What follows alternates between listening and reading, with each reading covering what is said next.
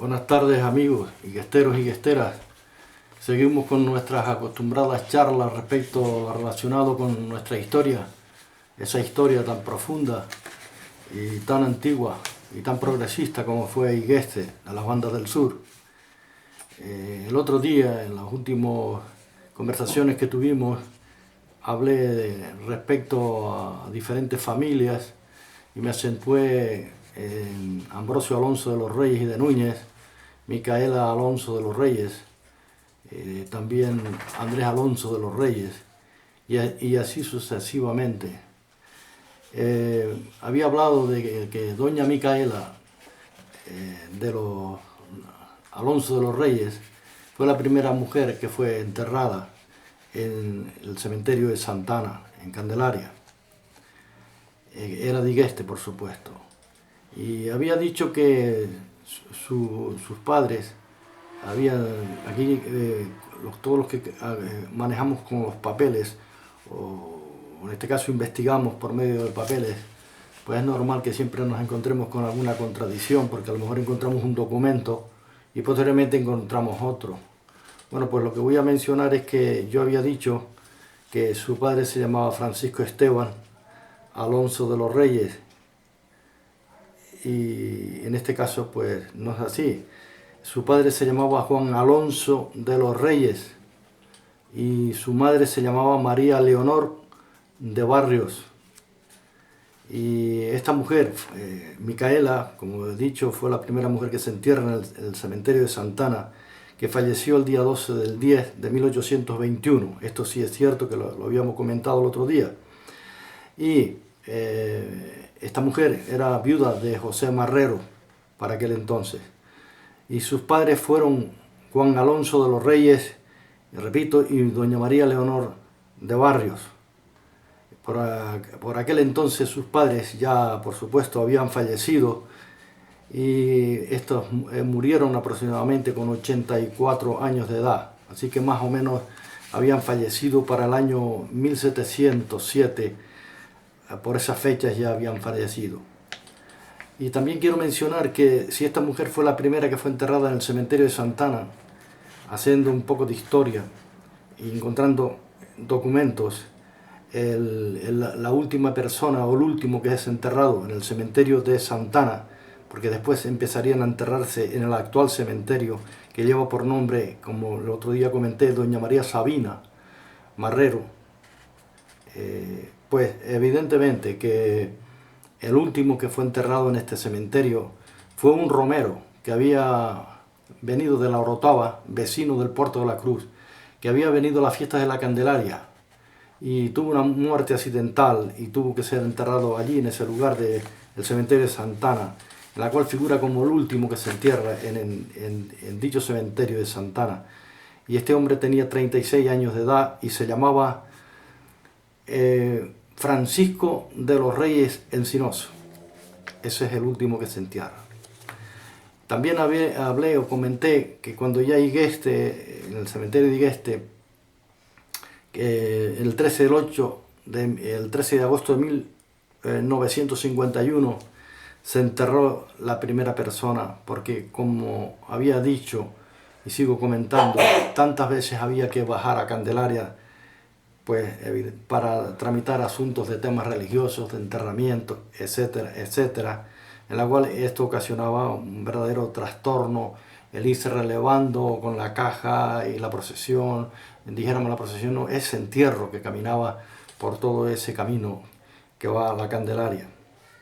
Pues bien, después de haberse inaugurado el dicho cementerio, este señor llamado Francisco Martín Ruiz, repito, conocido como el Mesto de la Mesta, porque él fue el responsable de las ovejas y pastores de la empresa llamada El Rabadán, cuando estaban en las cumbres de Igueste. Y quiero hacer un hincapié aquí en este asunto, que quiero mostrar su fotografía de él.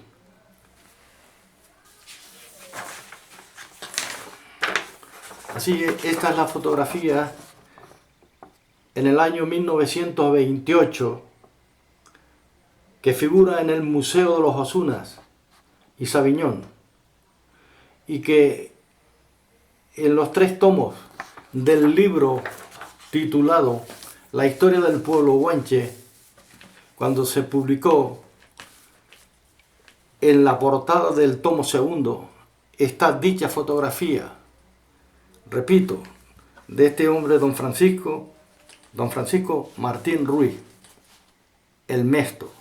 También se le conoce o se le conocía como el Pocas Libras. Era un hombre de poca peso en cuanto a lo que está relacionado con masa corporal, pero era muy ágil, dice que era muy liviano, era un saltarín, y por eso se le llamaba también el Pocas Libras, quiere decir que pesaba pocas libras. Pues bien, son todas las historias que están relacionadas con el pueblo. Mi objetivo no es ofender por la cuestión de los motes, sino al contrario, es un orgullo, porque así se podía definir con precisión a qué persona se refería.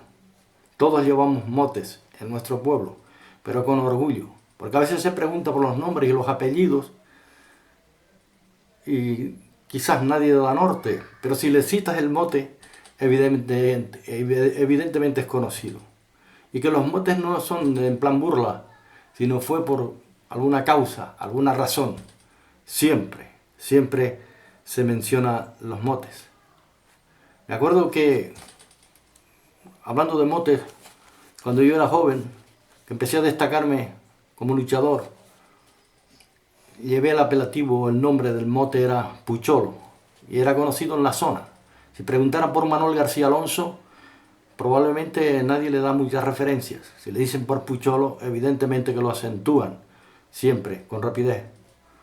Y que después, posteriormente, también llevé el nombre o el mote del Apolo dentro del campo luchístico de la lucha canaria, porque en el norte, en la Orotava, en una ocasión, iba derribando 4 hombres, y al derribarlos de una manera magistral, que era por remolinos, los arrancaba, aunque estos agarraban con trampas, los arrancaba desde la parte que estaban debajo, sumamente tramposos, y yo los arrancaba hacia arriba.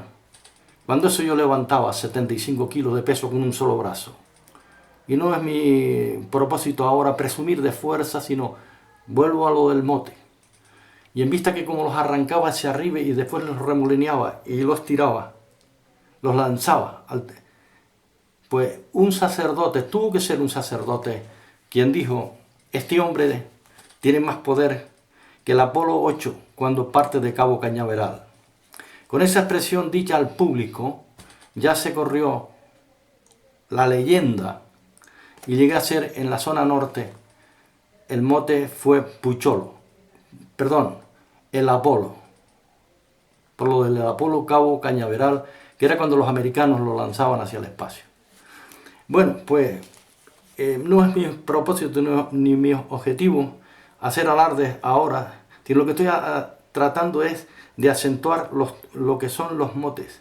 ¿Y por qué? A mí me pusieron ese mote y con mucho orgullo lo llevo hasta el día de mi muerte, y posiblemente lo llevarán también mis descendientes, ¿cómo no? Lo de los motes, repito, es un orgullo. Por esto es que cuando hablamos de Chopancho el Mesto, del Pocas Libras, eso fue un orgullo, porque él fue en aquel entonces un personaje famoso, porque nada más y nada menos era el responsable de las ovejas de la empresa llamada el Rabadán en Igueste.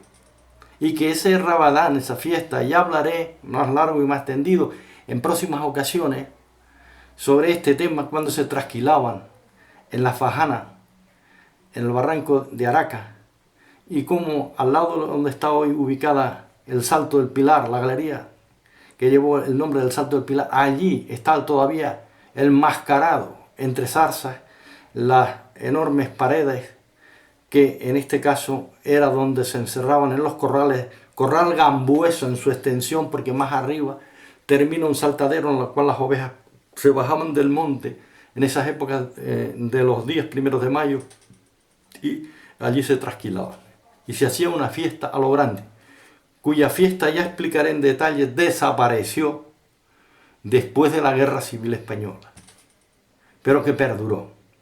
Y quiero hacer hincapié en lo importante que era esta fiesta, para no desviarme, lo importante que fue esta fiesta en Igueste, que cuando las chicas casaderas ya pues buscaban su pequeño pretendiente o novio, y aquellos chicos casaderos también en edades ya de buscar su futura mujer, trataban de pretender a lo mejor a la que ella que era más o menos adinerada por decir algo en aquel entonces, o que tenía mejor posesión económica.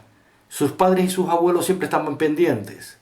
Y si el hombre tenía propiedades o venía de familias que tenían propiedades, solía decir, ese sí te interesa, porque es Rabadán. Quiere decir, ese sí te interesa, porque sus padres o su familia tiene ovejas, fueran las que fueran, cuantas fueran, en la empresa ganadera del Rabadán. Porque como sabemos, esto era una empresa donde unos tenían 30, el otro 20, el otro 10, el otro 12, según su economía. Y también decir que después, cuando ya Araca afloró agua, ya el Rabadán había fracasado, porque dije, duró hasta después de la Guerra Civil Española, y ya no se siguió celebrando.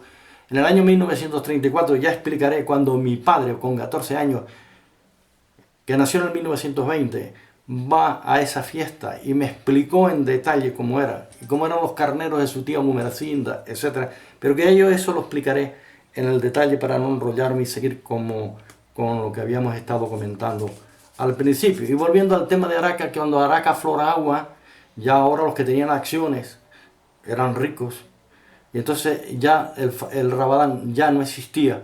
Y entonces, pues lo mismo, cuando un chico quería pretender a la chica, si era de familias que tenían acciones de galerías, le decían, sí interesa porque es araquero, sí interesa porque es araquero. Pero si no tenía acciones que estaban relacionadas con el agua de galería, decían, ese a usted no le interesa. Bueno, esos son los dichos populares y parte de la cultura de los pueblos, que de una manera u otra se plataformaron y paulatinamente fueron creciendo, a veces para adelante, a veces para detrás, a veces con regocijo, a veces con desgracias, y hasta cierto grado pues hemos llegado a donde estamos. Y este es un pueblo culto, vuelvo a repetir.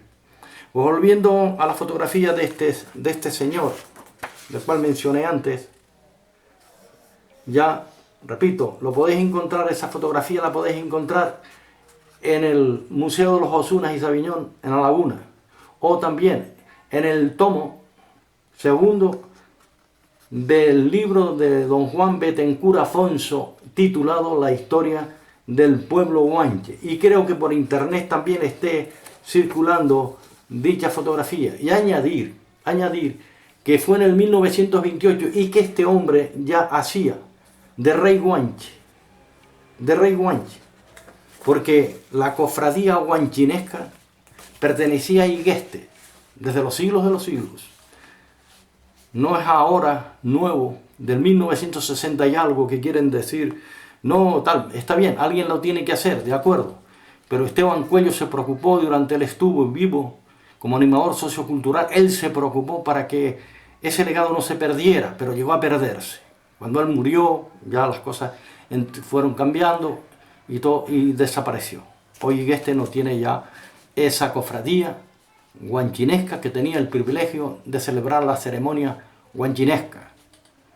Recuerda que don Lorenzo de Barrios Álvarez fue el mayordomo, del cual hablaré de él en el futuro, y fue el que, en este caso, debido a la decadencia existente, a lo que había caído después de la desamortización, todo el tema relacionado con estos tipos de cosas que estoy hablando, él fue el mayordomo de la Virgen y el que dio realce a la salve marinera o marianera. Y que en este caso lo cita el señor don Rodríguez Moure en su libro Los Milagros de la Historia de la Candelaria, y que en este caso allí dice claro el sacerdote, cronista y escritor habla de don Lorenzo Barrios Álvarez, ese buen hombre.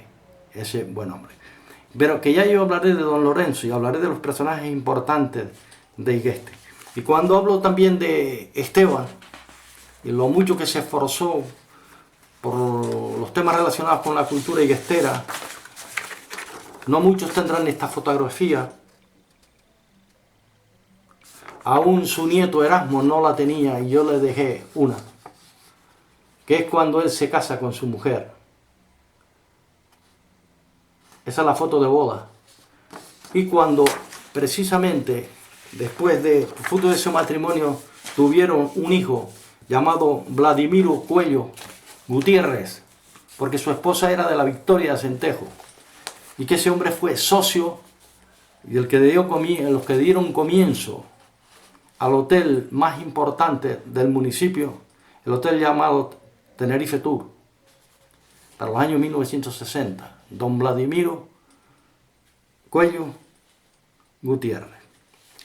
Bueno, pues después de hacer un pequeño repaso sobre esta fotografía y lo que estoy mencionando, corregir el error de que el padre de doña Micaela, o Juan Francisco Esteban, posiblemente fuera tío de ella, y ella en este caso era tía de Andrés Alonso de los Reyes, en la cual yo había comentado el otro día que había recurrido al testamento de él, etcétera, etcétera.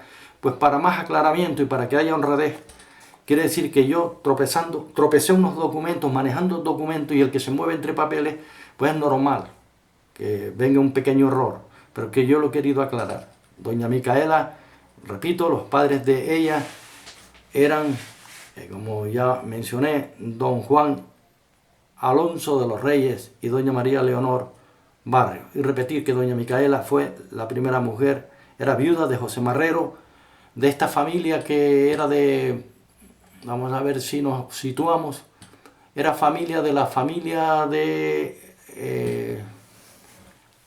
la mujer de Venancio, que se llamaba Chadela, y la mujer de Manolo Cuello, muchos se recordarán, que se llamaba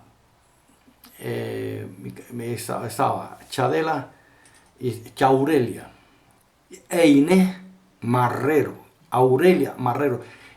Esa era la gente que estaban relacionada con estos marreros y que eran de la familia. Y esto de los Reyes, Juan Alonso de los Reyes, en este caso que era el padre de Micaela, y Andrés Alonso de los Reyes era casada también con Antonia Marrero. Así que todos más o menos estaban vinculados con ese tipo de familia. Ahí fue donde giró especialmente estas personas.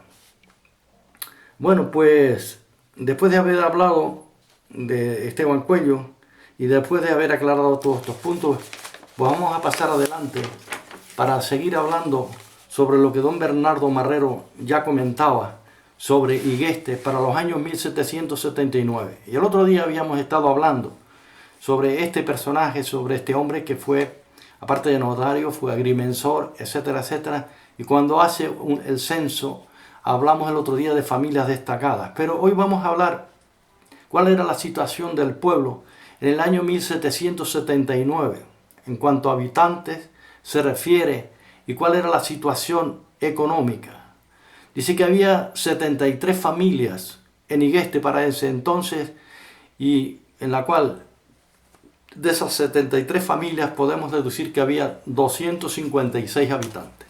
Bien, pues dice que la calle principal de Igueste era la Sabina, siempre fue la Sabinita, que lleva ese camino, partiendo de la iglesia hacia arriba, llevaba a las Jiménez, a los barrios más destacados de aquel entonces, porque hay que entender que Igueste tenía dos villas, ya lo he mencionado en otras ocasiones, Villa Arriba y Villa Abajo, pero que la más importante era la Villa Arriba.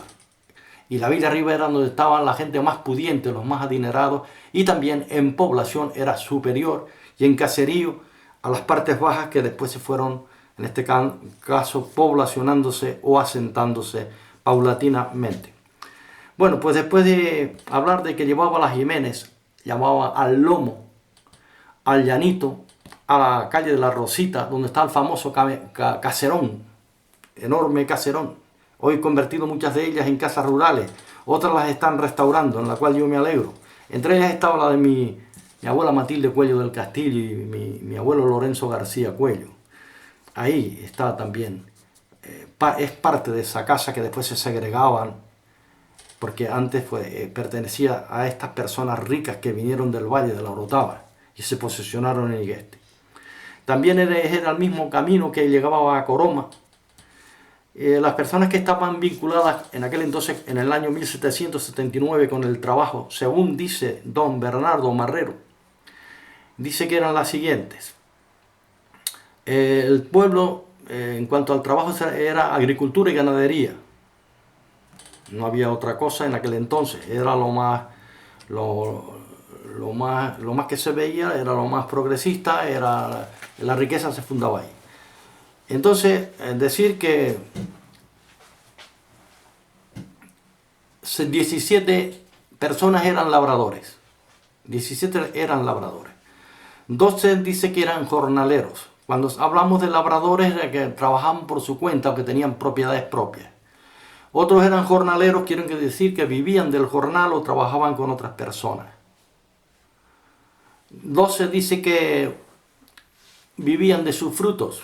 Así que podemos imaginarnos que 12 personas vivían de sus frutos, porque cogían frutos, después pasaban frutos cuando era mucha cantidad, pero vivían de esos frutos. Y podemos imaginarnos la cantidad de higuerales, de viñedos y de los diferentes frutales en nuestro precioso Valle de Igueste.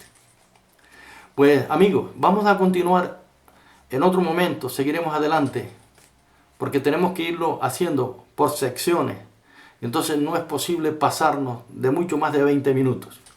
Así espero que ustedes me sigan y continuemos, en este caso, engordando y ensanchando y diciendo la verdadera verdad relacionada con la historia de nuestro pueblo. Buenas tardes y gracias.